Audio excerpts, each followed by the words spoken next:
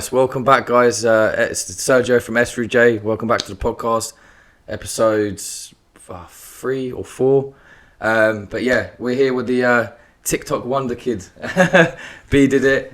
How you doing, bro? You all good? No, I'm good, bro. Thanks for having me on. It's all good. It's all good. Yeah, so I've been thinking about kind of who to bring on and obviously the different artists and stuff like that. But yeah, we met a little while ago at Wireless. Yeah. And yeah, you were telling me about your music, saw it popping off and stuff like that, and then I was like, yeah, we've got to get you on, just kind of... Yeah, that, to be fair, that the first time when I met you was like the first time that anything big in music actually happened for me. So it's since then, bro, it's like everything has happened. So it's like perfect time to have a chat, because since then everything's happened, literally everything. Yeah, no, I've been seeing that. So yeah, I always like to kind of have a conversation with the guests and stuff like that to try and understand, you know, where they come from, why you want to do music, why you would want to pursue it. Yeah. You know, normal guys your age is like working like just normal jobs, just doing a normal thing. So why the music? But yeah. So when did you first start getting into it? Like why? What was the situation there? First started getting into it probably like I'd say 2 years ago, but just over a year now, I've been going like proper, like serious, you know what I mean? Like for my job. Like that's what I wanted to do for my job since a year ago. But I think it's like school for me, it's never been like, since I was like, as long as I can remember, I hated school. It's not just because like everyone says they hate school, but like I just got no enjoyment out of it at all. And I found myself getting in trouble all the time. And then I ended up going to college, and I had no idea what I was doing. So I started skipping days to go to studio, and then that's when I really found out, like, man, this is what I want to do. Like, why aren't they like teaching people this? Like, why can't I do this at school? Do you know what I mean? And I think a lot of people these days as well think it's like a type of career that like is like, no, you can't do that. Like, no one does that. So me being me, I always like to do stuff that people think like, no, you can't do that. You can't do this and that. So I was just like, screw it, man, I'm gonna do it. And ever since then, bro, I've just been like grinding. And I found out it's what I really want to do, and not only because I love it so much, but like I can make a career out of it as well. It's since the last year, it's been a mad journey, and it's like even like the downs make me want to do it even more. Do you know what I mean? And that's how I know that like this is what I want to do. And no matter what happens. Okay. So when I'm just trying to work out, so like, because with a lot of artists, it takes like, you know, they can be writing bars and they just keep it to themselves. Or did you kind of come to the realization that you wanted to do music and then turn around and was like straight away, or was it kind of like a gradual thing where you're like, actually, let me give it a go? So it was. I guess it was kind of a gradual thing. I was at school and I was just like, I actually started off like trying to make beats. And like for my mate, I like recorded my mate and stuff like just on my iPad, innit? So I mean it was bad, but you gotta start somewhere. Yeah, exactly. And, I mean, I listened to some of the old stuff that I recorded now, and I think, wow, that's like crazy bad. You know what I mean? Yeah, it's just because I stuck at it. So I guess it was gradual, but it got to one point. It was the first time I went to a studio session. I actually went to watch my boy. Just like he just said, "Come studio," like, because I saw he was banging. I saw him bang 20k views one time, and I said, "Yo, bro, like, what? Like, you forgot about me or something, bro? Like, you're famous." And he said, "Nah, come studio then, bro." I said, "Okay, cool, I'll come studio." It was the first time I went there, bro, and the atmosphere was just like, it was like nothing I experienced before, bro. I got adrenaline, like it was crazy, like. I don't know, bro. And ever since from then, I got addicted to it. I started coming to shoot. And then I realised, I was like, yo, why can't I do this as well? Like, yeah. And then I gave it a go one day, and I was like, yo, this is hard. Like, and I wanted to do it. And I just kept on doing it. I started writing bars, like, all the time on the way to college and back, on the train and that. And yeah, man, I just kept going. And then TikTok was like, I actually started with a Valium because I didn't want to show my face. But then I was thinking, why not? And then with TikTok, I was seeing like, what can be more pleasing to see from like audience terms. And I was thinking, they're gonna see like someone unusual looking. Yeah, well, unusual for the rap scene. They're gonna think, oh, let's hear what this guy's like. Let's hear what he's about. You know, And I started uploading videos, and like they were getting small views, like 1,000, 2,000 views here and there. And then I remember this one time, and I always tell everyone straight how I came across this. Yeah, I was actually sitting on the toilet when I found this, and I saw this one like this guy beatboxing over an Indian sample of like two I forgot what they're called, Neuron Sisters. Yeah, they were he beatboxed, and I was thinking, yo, this is hard. And I went through the sound. I was scrolling through. I was like, I was seeing if anyone's done a like rap over it, and I saw nothing. And I was thinking, yo, like, how has no one done this? And that video was on 30 million views when I found it. So I was thinking, yo, no one's done this. I'm going to jump on this. And so I jumped on it, like, straight after I got off the toilet, man. I was upstairs. And I just plugged my phone into my headphones. And I just dropped a, I think it was 16 that I just wrote the day before or something. And I turned my phone off, didn't think nothing of it. And then it must have been like 2 hours later, I checked my phone. I said to my mum, I went downstairs, I was like, yo, my video is blurring, I'm on 7,000 views. I was thinking 7,000 views that was done. I was mad gassed though, because that was the first time any of my videos, you know what I mean? I was thinking, yo, like 10,000, if I hit 10,000 views, I'm gassed, I'm gone. That's what I was thinking. And then I turned my phone off for like 5 hours, and I came back and it was on like 100k views, and I was like, shit. Like, now this is like getting mad, and bare comments coming through, and I was thinking, yo, it's crazy. It was like one of the, like, that day definitely changed my life 100%, because I was thinking, yo, man can actually do this, you know what I mean? Like, yeah, I can actually, like, and then it just kept on going. I went to sleep, I woke up, it was on 1 million, it kept on climbing, and then it was like 3.7 million, and bro, it was mad. Started having like A&Rs from Sony, Atlantic, Universal, all hitting me up. Yeah, off that. Well, all of that. Yeah, they were like, "What do you want to do with this track?" And I was thinking, "Yo, like, I don't even have a manager at this point, so I'm thinking I'm new to this." You know what I mean? Yeah. And it's like I didn't even have the track recorded at the time. Like, it was just a clip, and I hit up Ed straight away, and I was like, "Yo, we need to record this," because I got labels like on my back saying like, "What's the track? What other tracks have you got?" And it was all new to me. I remember saying to my dad, I was like, "Yo, I got a meeting with Sony," and he was like, "No, meeting with Sony." He thought I was just meeting some guy like down the road, but I told him to come with me, and he was like, "Calm," and he thought we were just gonna meet some like kid in his bedroom, but we went to the Sony office and they like booked us in. And we went to like the proper like Sony headquarters, and it was mad in King's Cross, and had a chat with the A&Rs there. And that was like the first point I realized. I was like, "Yo, this is real shit," you know what I mean? And I was gassed. I was mad. Yeah, that's mad. Nah. And people don't realise, obviously, like, you can put in the graft and all that, but like, it's just when that one thing happens, that's kind of when your mindset completely changes.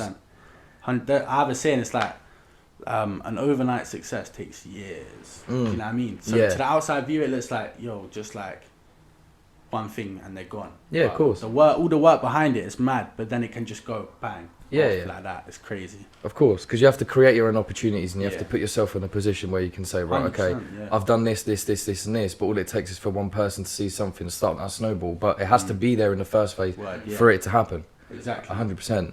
But that must have been quite surreal going up into those offices. Man, it was like, looking back at it, when my video actually blew up, that was like the best day of my life, bro. I was sitting there the whole day. It's just like refreshing, just watching it, and it was mad. Yeah. And then when people start hitting me up, I was thinking like, I didn't even know what an A&R was. Do you know what I mean? So I was like, yo, who are these guys like saying they're from Sony or like Atlantic? And it was just mad. Like, it was like so surreal, but it was also like what I wanted, like what I'd like dreamed of. Do you know what I mean? Yeah. Like things that I dreamed of, it was like all like happening in front of me, and I was like, I got so many things going through my head. I'm like, yo, but I was trying not to get ahead of myself. I was like, yo, just chill, gotta get a track.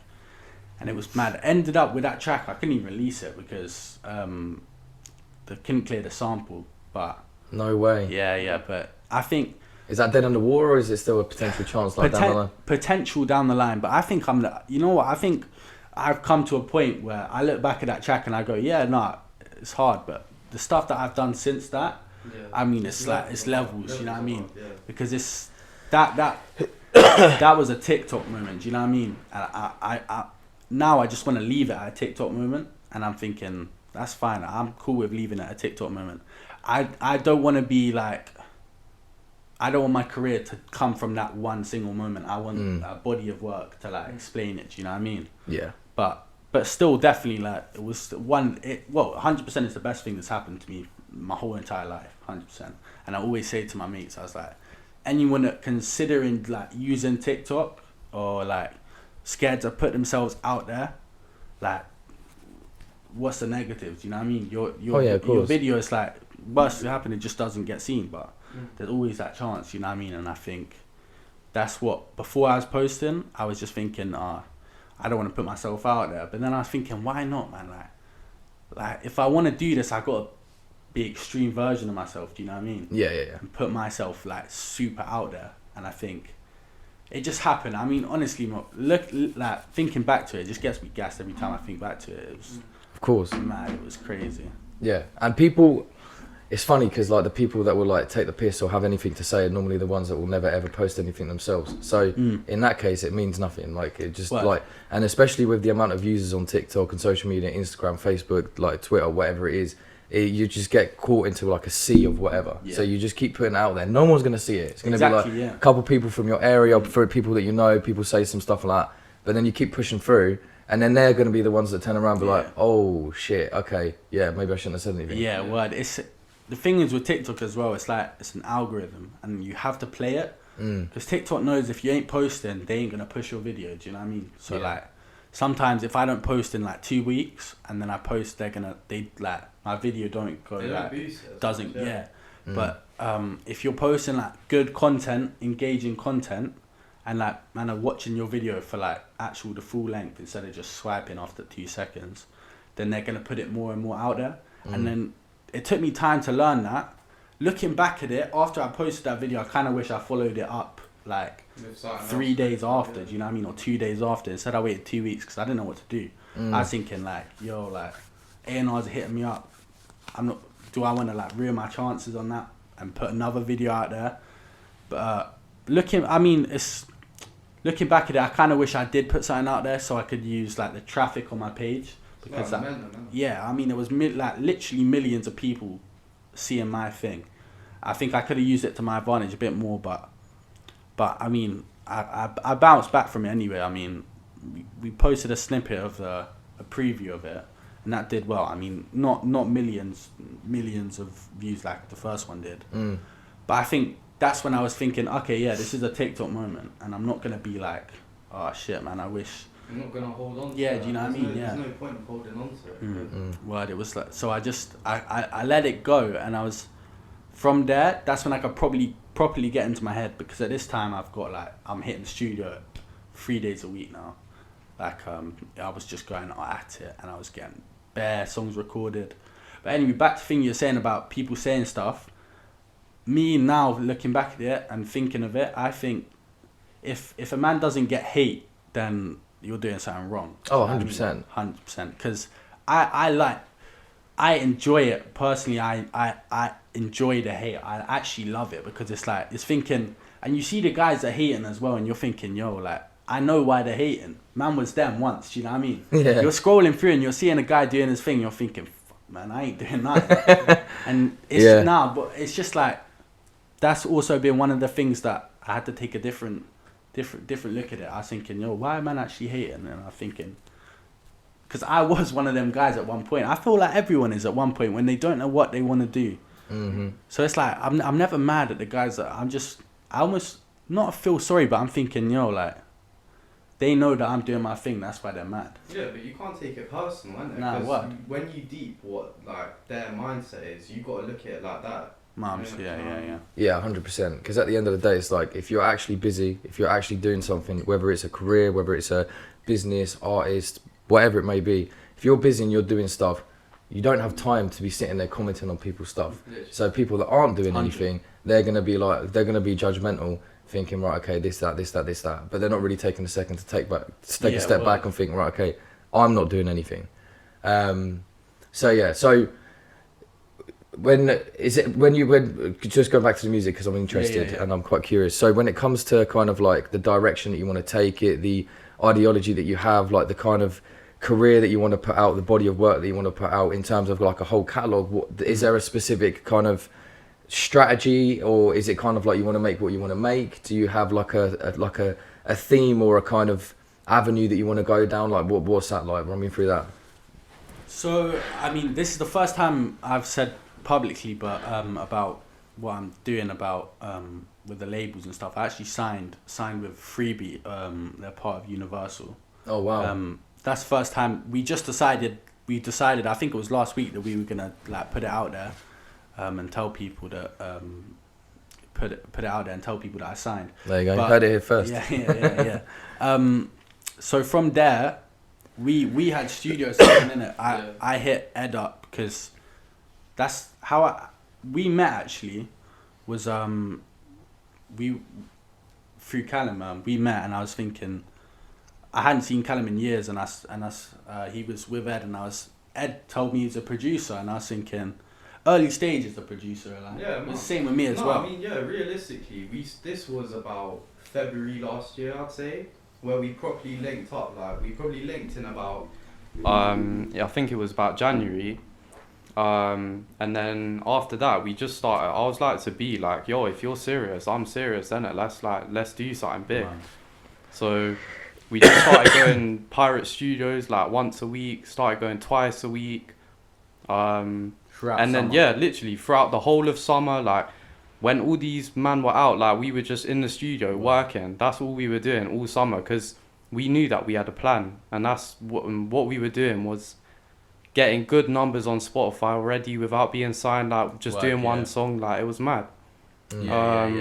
So yeah, but that's really how we started, just going to pirate studios, whatever, do that for a few months, and then when the TikTok happened, that's when everything changed, really, like for both of us, because to be honest, we were doing the sessions in pirate, and then a month later we're now in these mad studios, doing the exact same thing we were doing, but just in a different place.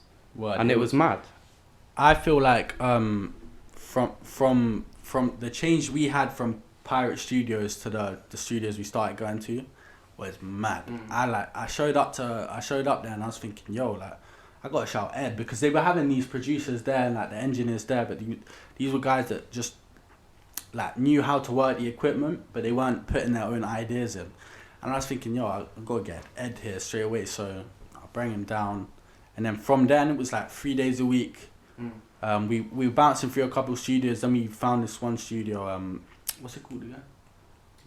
Wendy House. Wendy House in Shepherd's Bush. And it's like a proper studio. Bare people there. Like Tion Wayne, Central C. It's just like where all the guys go. Do you know what I mean? Yeah. And we started going there 3 days a week. And for what, 3 months? Yeah, probably 3 months. Probably, yeah. Up until Christmas, We were literally there 3 days a week. No breaks, literally at all. 3 days a week, like doing like 12 hours in the studio. And then even from that, some of the weeks we're still going to pirate as well, and doing our own songs or listening to the songs or making changes or whatever. Like we were really putting in work, like extra to what we even had to as well. Like we weren't just going to the studio and like chilling and like yo, this place is mad, like let's just go explore and just like mess about or whatever. Like we were really on working, do you know what I mean? But that's what it takes. Like a lot of people think B is like some TikTok rapper or something, but this guy really puts the work in properly. We both do, do you know what I mean? We all do as a team. Word, yeah. And I think at the moment, because I've only got one song properly released now, people still see me as that TikTok, but how many tracks? Over 50. No, yeah, 50 good tracks that are ready to go. Really? Songs, yeah. We got 2 albums, definitely 2 albums that are like industry standard, and could definitely like some of them tracks on there could do numbers, like crazy numbers. For example, I got this I got a track with Isport OFB. That's coming out in like 3 weeks, or maybe 4, depending on the video, but because he's just gone jail and that. So Yeah, I saw that. yeah. That's been. You've got a video for it. Yeah, we're doing like a cartoon / real life video as well. Oh, nice. It's been a bit mad because obviously like when he does come out, he's gonna be on like tag, and he's gonna have conditions and that. But I'm actually excited to see what the cartoon, because I think it can bring like it can bring a different audience as well. But something different. back to the about all the tracks. So with the label, we've done it. I don't know if I'm actually allowed to say how many tracks I've got with them, so I'm gonna skip over that. But Probably best. Yeah. The next one's with Ispot, but after that, it's not like we got to jump back in studio. Even though we're still going studio, but realistically, I could take a year off and I'd still have enough tracks to go for like the next year or two, because we went hard. We were doing a track a day, and not just dead tracks that we forget about. Tracks that were like hard, and we were like. And the most man have never heard it at all. Do you know what I mean? Like I haven't even put it on my TikTok, and like Literally. just because we were going so hard, it was like You actually start forgetting what tracks you've made as well. Like when we were in the last weeks of doing the studio with the label, it was like we were looking back at like the old tracks that we were doing, and we're like, yo, we forgot we even done that, but that might be now my favorite as well. So we were like deciding as well, like which ones are our favorites, like all of this stuff, and we were just like listening through like 30 tracks, like trying to pinpoint like which one we want or what one we don't like now or whatever, and it was mad. You know what I mean? Yeah. So what does that process look like? So do you kind of make the beats and then you start spitting, or do you like kind of think of bars already, or do you freestyle? It's like what's that process look like? Like sometimes it'll be like B will come to me in the studio, like say if we got studio, I'll like be there just making whatever. But I'll tell you one thing with this guy, I'll always be making a beat. When I first come in, I'll make the beat and I'm like listening to it thinking, nah, he should hop on this today, this one's cold. This guy always comes in, and he's like, yo, make a new beat, like, I don't know about this, like let's listen through some melodies or something. So that's what we always do. Whenever we're in studio, we're like, yo, let's find a melody that we like or whatever, go on Splice or I'll make something or whatever, get a melody. I'll start putting the drums in, and then in the meantime of that, he's writing already. So then by the time that I've arranged the beat, I made it and or whatever, like that'll be, depending on the beat, maybe like half an hour or something, doing the beat, like putting all the layers and arranging it. So I'll do that. And then he'll just keep writing. As soon as he's got a hook, like he'll jump in and I'll put it in Logic. I'll have the main hook by the time you finish the beat. Literally. And then that's just how we've been doing it. And it's true what you say about like I'd come in and he'd be playing this beat, but I don't know, just for me to write on a beat or to spit on a beat, I have to feel it. Do you know what I mean? And I feel like when if you're not there from the start, exactly. you don't feel it like that. When me and Ed's actually like sit down and like properly go into depth with the beat and like all the sounds, personalize it. Do you know what I mean? That's when I start to think, like I'm feeling this, and like I properly get into it, and I just write away. Not to say that I don't write outside the studio. I'm writing all the time. I mean, I've on my notes, I probably got more writing than I've ever done at school ever. Do you know what I mean? Like, times 1,000. Because it's the funniest thing as well. Because I hated school. I hated English writing, but I find myself doing it all the time now. Yeah. So it's ironic, but yeah, man, it's just. It's the way you're doing it though. Yeah. It's the way you're doing it. Because if you do it the way that you want to do it, and you're taking it in the way you want to take it in, you can you'll probably get to a point where you'll start wanting to learn about Shakespeare and shit. So you get more vocabulary and you can expand your horizon in terms of lyrical content. But yeah, it's interesting. It's so interesting because 100%. Yeah, it's. I mean, the way I see school as well, for sure. I mean, obviously, go to school, do what you need to do, but it's like you can't teach a fish to climb a tree like a monkey. Do you know what I mean? You can't do that. Not everyone's the same. So teaching everyone in exactly the same way. If it was taught in a different way, then yeah. But then you can't expect kids to kind of that are creative and have a different output to. Well, it's true, yeah. I mean, imagine everyone wanted to be a rapper. Do you know what I mean? The world wouldn't work. But I just think certain kids, and I can always tell. I could always tell, who ain't meant for that type of school. Do you know what I mean? I wish they made a type of school where you could do stuff like different types of stuff on the other side of the academic.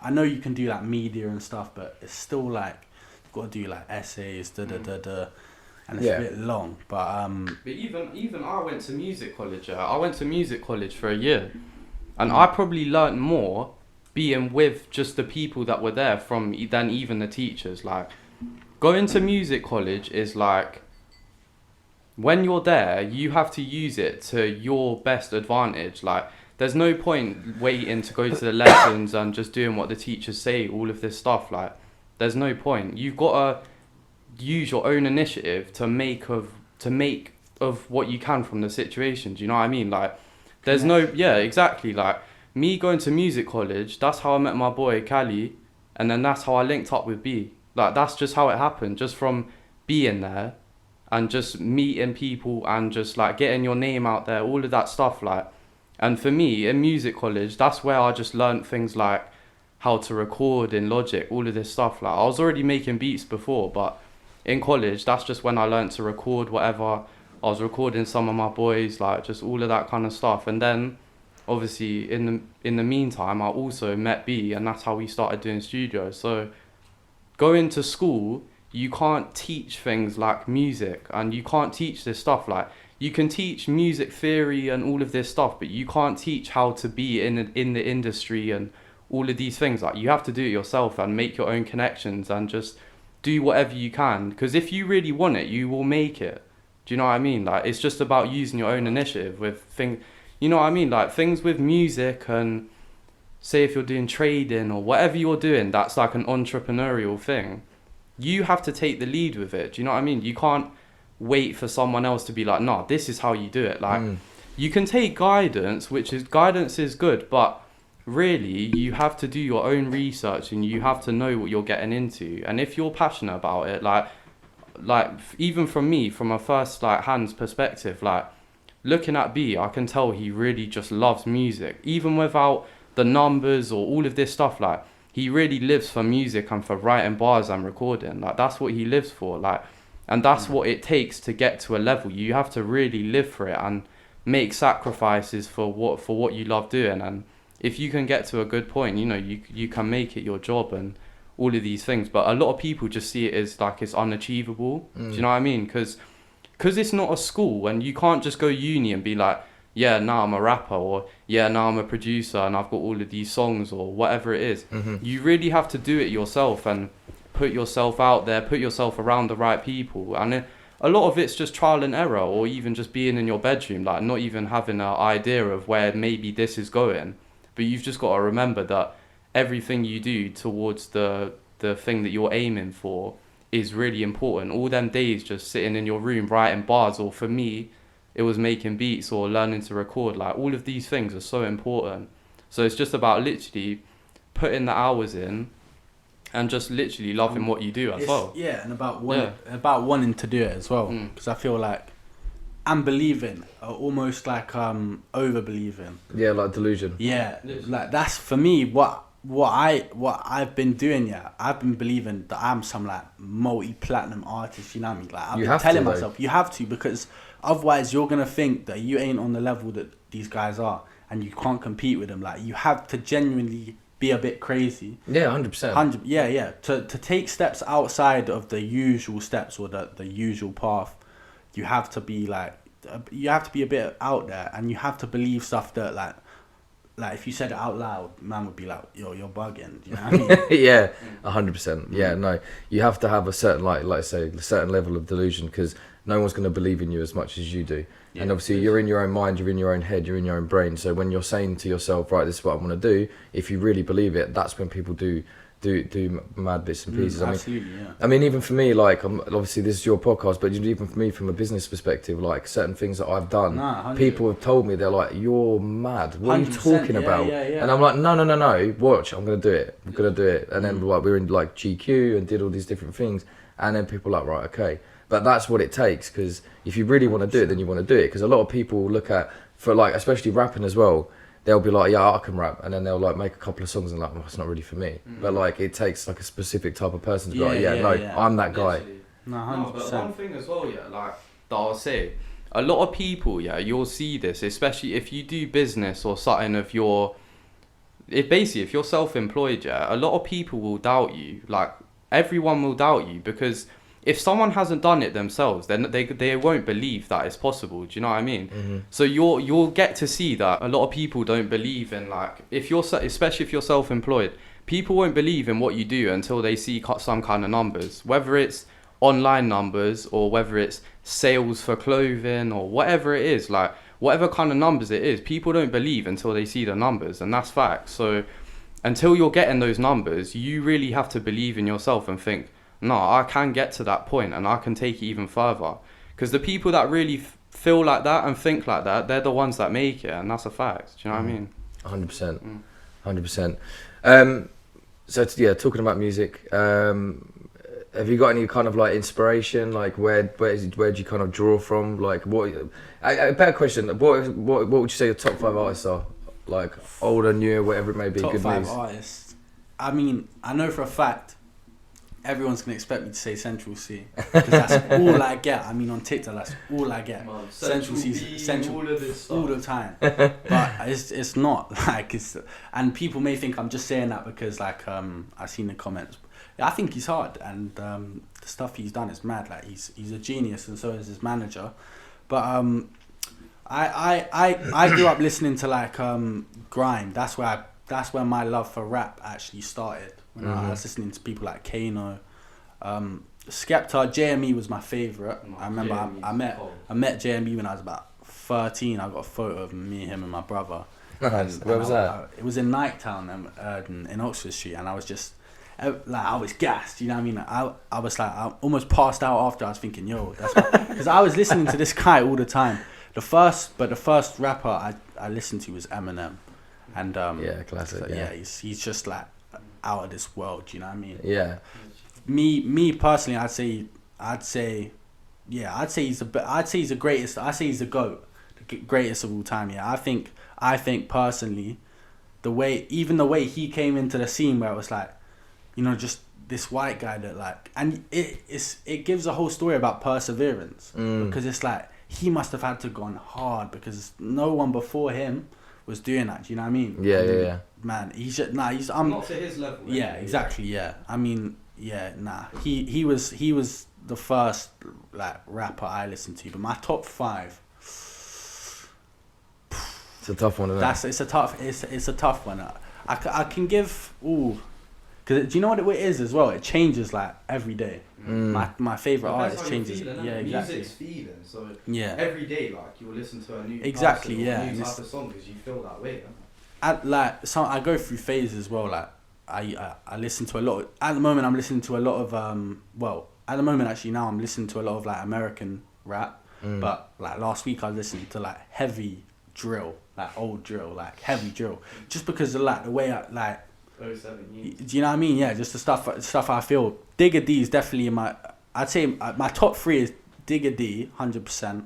Why don't you do UK and US? Yeah. Oh, okay. I can definitely do my US. Pop Smoke is well, I don't know how to, for now, as in like now time, even though unfortunately passed away, for like this generation, of music, yeah. I'd say Pop Smoke 100% my favourite. He was like, he's still cold. He still wanna. I mean, I saw something today about him doing like 7 billion streams is the most in a decade or something. Is the most that someone's ever Yeah, done. I saw that. Yeah, I mean, Yeah. Pop Smoke. Who else? It's Migos 100%. I'll drop all of one them. more in there as well. If you haven't listened to Nas, listen to Nas. Mums, yeah. Mums. Nah, word. He's cold, but he'd be number 1 in my old school. But Migos, and then I don't know. You know, it's hard. It's proper It's hard. so tough, man. It's proper hard. Nah, you know what? Circle bro? back if you want. Yeah, I genuinely don't know. I do not know. It's different because it's not like some tracks for someone else like I like, and then their next track I think, nah, shit, like, I don't like it personally. So it's not like an individual artist. It's like songs. But even with that, yeah, even you don't really. Nah, care about 100%. artists, you just like songs. me personally, I see a lot of people like they jump on a train. They see, for example, like Central C. He can come with like, what what's that song he did? That sample song, was it Let It Go? Let It Go, yeah. Yeah, like I like Central C's music, but I was thinking, okay, I like Central C, but I'm not just gonna rate his song because it's Central. I said, bro, that is shit, man. I fucking hate that. And I was thinking like I'm not, just because it's Central C, I'm not gonna be like, oh yeah, it's hard. Yeah, of course. But I was like, no, like this ain't it. Not for me anyway. So it's like I'm a song guy. I'm not, if I like the artist, I'm not gonna like every single song. Yeah, of course. Yeah, subjective. Yeah. Yeah. So the top 5 is almost an impossible question for me, because it's like, even though 5 seems like a small number, it's a massive number, and there's just so many people that it could be. And Yeah. you know, most people say the obvious, like Drake. To be fair, Drake, like a couple years back, was definitely, I'd say my UK gigs, he was definitely as well. I think gigs is hard. And yeah, all time it's got to be gigs, JME and Skepta. For UK. For my all time. Yeah, it's good. But Solid choices. Yeah, it's because they've been around for, well, that's who I started listening to, and that's who got me into the scene. And then it evolved into like grime kind of fell off and died off, whatever. And then it went to drill. And my first ever drill thing I listened to was Bdidit's Next Up. And I remember my mate played it. And this was probably like, I can't remember how long ago. But I was young. I think it must have been that. And I was young. My boy played it to me. I was like, yo, what's this track? Like, what's this music? Yeah. And it was just like the adrenaline it gave me, and almost like anger. Do you know what I mean? I was thinking, this is sick. Like, I can just like vent. And it's so raw as well. Even the way it's recorded, it doesn't even sound like that good, but it's still classic. Yeah. And it's just, it's a hard track. And so, I feel like the thing with drill as well, the way it's turned, I'm glad it's taken a turn for the mainstream now. But back then, I mean, I would listen to it because like maybe I had a shit day or something, and it would just make me feel like I'm the baddest man alive. Do you know what I mean? On the way to college or something, like wearing my school uniform on the way to school, I'd be sitting on the bus listening to like bad man, crazy stuff. Do you know what I mean? But that's what I love about music, is the fact it can completely change like the way someone lived their life. I mean, for sure, it 100% changed the way I live my life. I became like more confident in who I am, and I started to like believe that I can actually do things that man told me that I can't do. And that's not only from making it myself, but it was from listening to it and like actually giving like the words some thought. And because I've always, me personally, I've been like an anxious guy, or like I've not been the guy to put myself out there. But it was just a switch, and I was thinking, yo, like why not? You know what I mean? You only live once. I'm trying to do something different. Do you know what I mean? Like, I ain't trying to do no, like, I'd say lawyer, but I would not be a lawyer. I don't even know what I do. But if it weren't for music, I do not know what I do. Genuinely, music saved my life, because I remember sitting in college thinking, yo, I have no idea what I want to do. But nah, and I'm thankful it went well as well, you know, because I feel like for a lot of people could say, oh yeah, music is what I want to do, but they don't get the opportunities to actually like make a career out of it and make money off it and survive off solely music. So they have to get what, a 9 to 5 or whatever. I think like I actually believe this, like I believe in NPCs. Like I genuinely, like, I actually believe it. Like, I know what you mean. I think this is also the part of when I was saying about being a bit delusional and a bit. You've kind of got to believe you're like the main character in this whole thing. Do you know what I mean? That it's a massive simulation, and I've been thinking of it so much lately that I've genuinely actually started to believe it. And like, if they're listening now, like I don't want them to clock on to me clocking onto them, because I still want them to make my life cold. You know what I mean? But I think I just wanted to take a step out the box, and people to like some of my old school friends they look at me I got a text the other day. One of the guys said, "What, you're doing music full time now?" And he said, "Man, I wish you the best of luck, bro." And I was thinking yeah, whatever, man. Just wait, bro. Like, have fun doing whatever, your 9 to 5, whatever. But I'm trying here to live a fun life. Do you know what I mean? I see people getting up and like sitting in the train in the morning and with this glum look on their face like this. And you hear them talking, they go, "Oh yeah, I got work tomorrow." Like, why should that be a bad thing? Do you know what I mean? Yeah. Why I don't get why everything in life can't be an enjoyable thing. Of course. I feel like you just got to make it your own, and just you've genuinely, like, you've got to believe you're the main character, and that's what I feel like I've done. Obviously, I don't want to do it too much because then I just take a mad turn, but I've genuinely started to believe that. Yeah, no, 100%.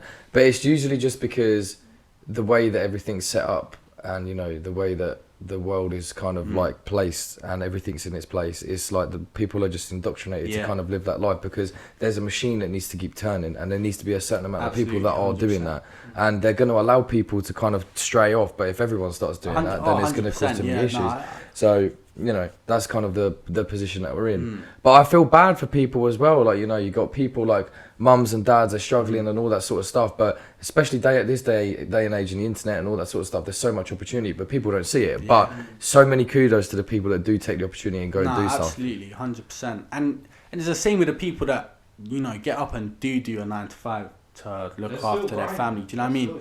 Fair play, like. Yeah, absolutely. 100%. I think it's not me saying that I think they should go and do something, because some people they can't, or they like they have to put food on the table, and that's the only way. They don't have time to go out. I'm lucky enough. To start rapping. Yeah, you know what I mean? Yeah, do you know what I mean? Yeah, I'm lucky enough that like I'm in a position where I can take a step out of the norm. But and you can take a risk. That's the difference. Like, the age you're at, and the age that all of us man are at, like, it's the best time to take the risks, like, to do whatever you want in life. Like, even getting to like 30, when you're like, if you're 30, like, you're starting to think like, yo, like, I don't even know if I can carry on trying to just go for my dreams. I might just have to like sack it off and just get a normal job. Like, so that's why I'm saying, like, to all the young people especially, like, no matter what age you're at, or what, if you think people won't listen to you, or whatever you're doing stupid or whatever, just,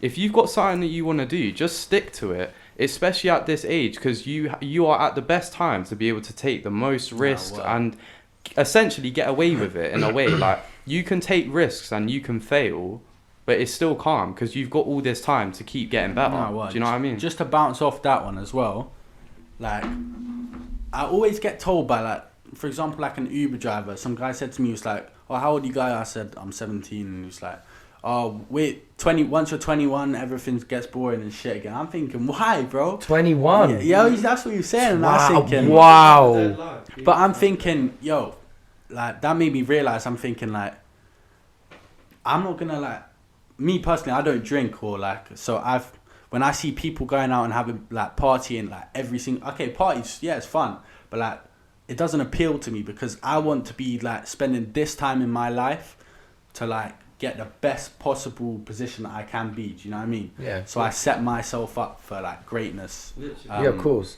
Well, it's like if you invest in stocks and trading, if you look at, like, for example, you got a Vanguard like trading account, you start investing, like, even if you're doing £100 a month, over time it's going to compound, and it's going to grow and grow and grow and double and double and double. 100%. So by the time you get to a like later age, you know, you're going to have a couple mil in the bank. Yeah. But if you do that with your career, and you do that with what you want to do from a young age, like you were saying, 100%.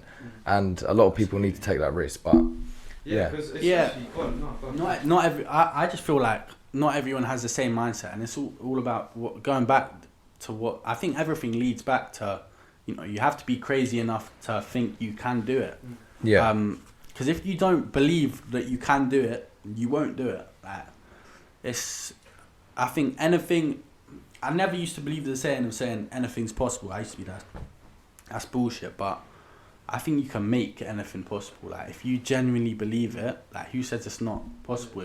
If you believe it, why isn't it real? Do you know what I mean? Yeah. So I think it's it's just all about perseverance and believing it. Yeah, but believing it before perseverance. Yeah, but also I'll say another thing as well. Yeah, like.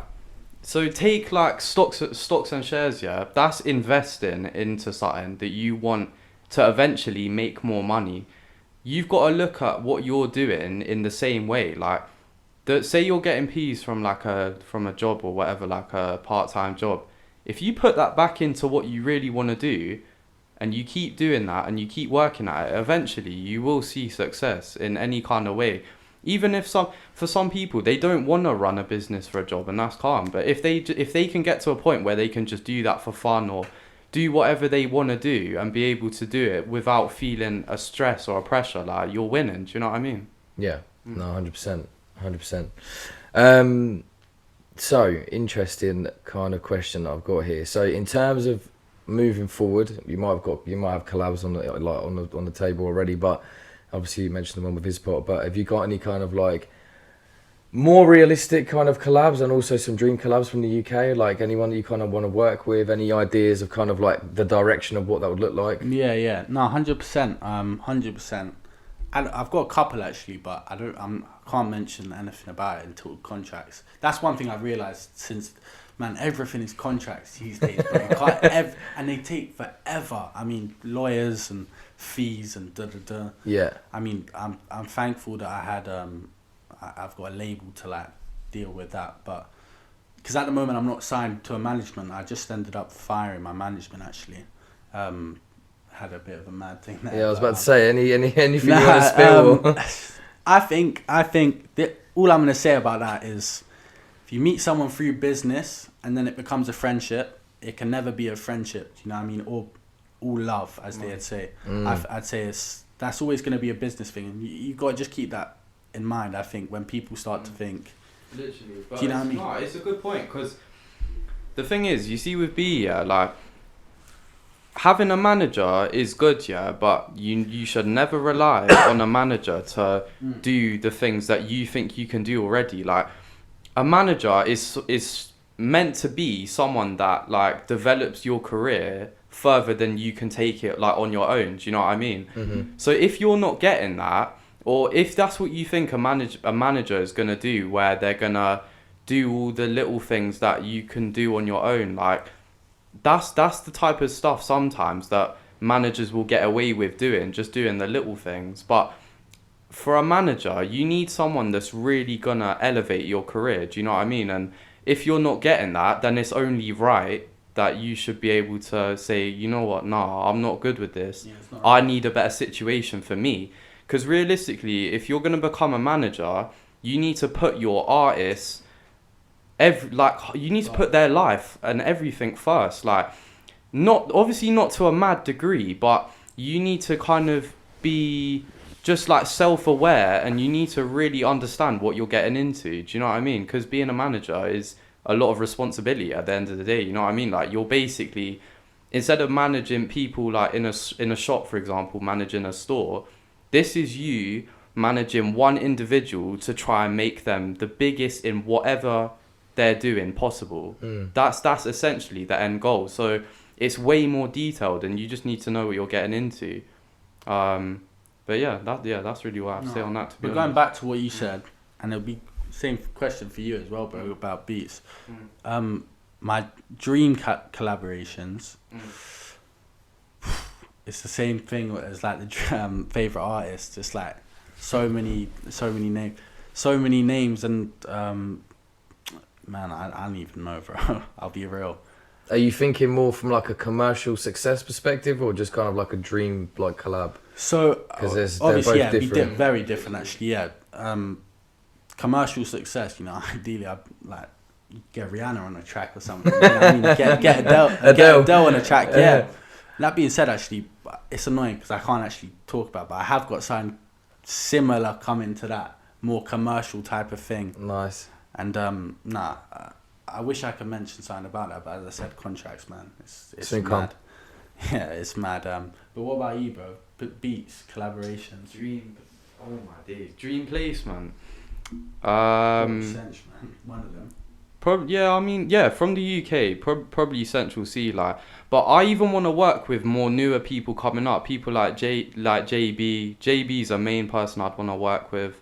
But yeah, man, I'll work with anyone. Like, as long as we can be calm with each other in real life. Like, that's more what I care about. Like, when I come studio, I'm not really a big of a fan of sending out beats. Like, I do send out beats, but I prefer being in the studio with an artist, like what I do with B, and we like have a connection outside of music. Obviously, you can't do that all the time. It's like a special case, like with me and him. But just having a connection so that you can be honest with each other and say like, yo, I actually want the beat this kind of way, like, can you change this? And then for me, if I'm recording them, I can say like, nah, can you change this, or can you respit these bars, or nah, do you think we should put this as the hook? Do you know what I mean? Yeah, on the fly type thing. But yeah, no, in terms of placements, like, I'd be happy to work with anyone. It's just about, as well, it's about levels. Like, for me, where I'm at right now,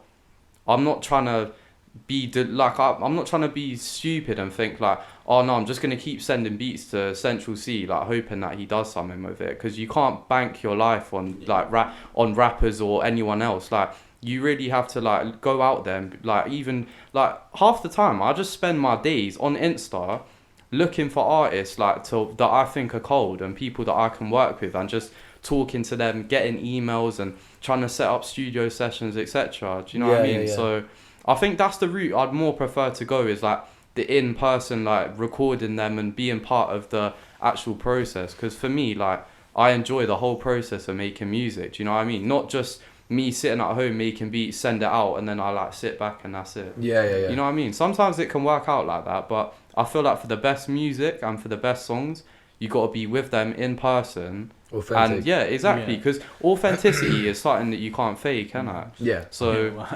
yeah, mum's literally.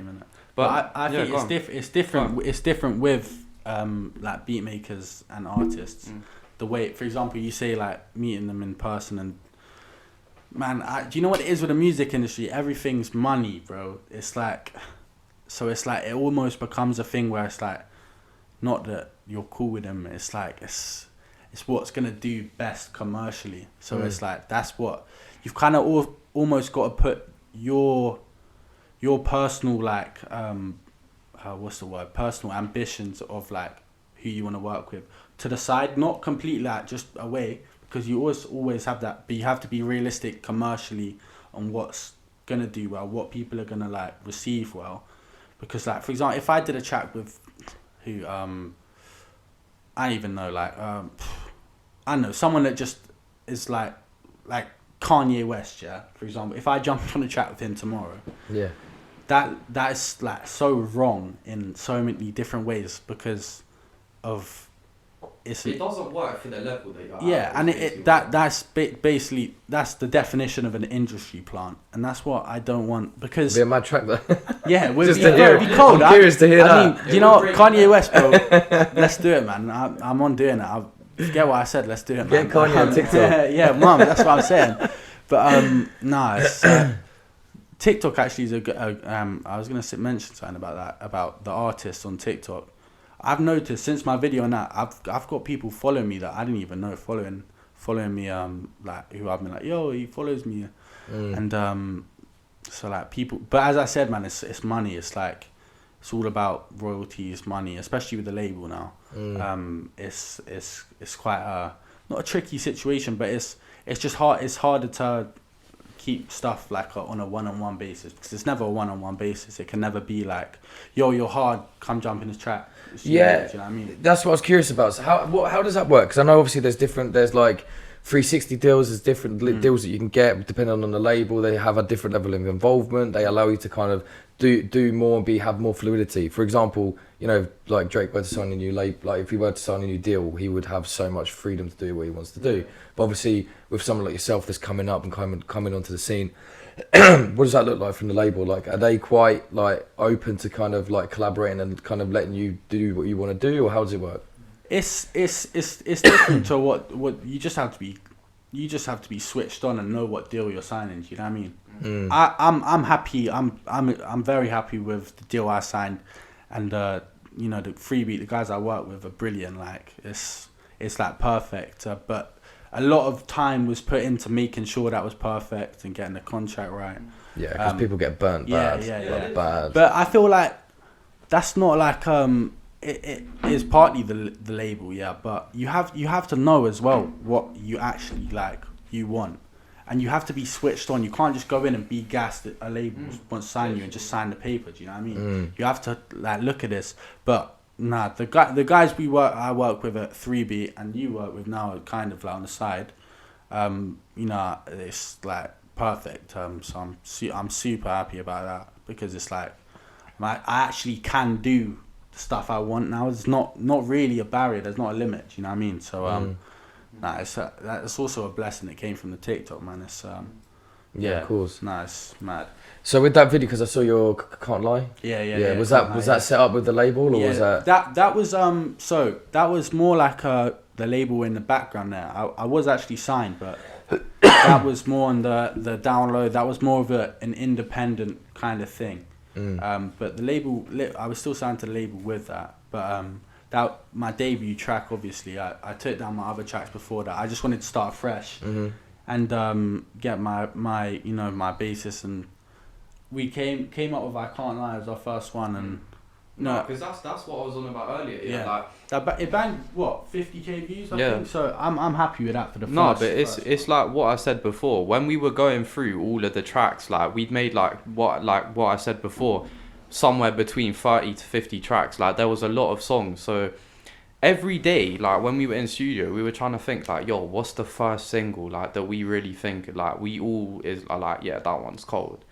So we were just listening to all of them, and I'll be honest, like when we done I Can't Lie, like I thought it was cold, but then when we were looking back on it, I think that's when me and B like really were like, yo, I think that's the one. And then I told B about it, because they were gonna do another song for the first song, but I was saying to B, I was like, yo, G, I just have a feeling that this one should be the one instead of the other one. And just say of that, that's why I'm super like happy with, like, that's why I feel like me with the label works so well, because it's so easy to, like, if they see that I truly believe in something, you know, they're backing me 100%. And I feel like that's the way that anyone would want it. And so that's why I'm so happy that I got the deal in the way I wanted the deal almost. Yeah. So it's like yeah, man, it's just it's important that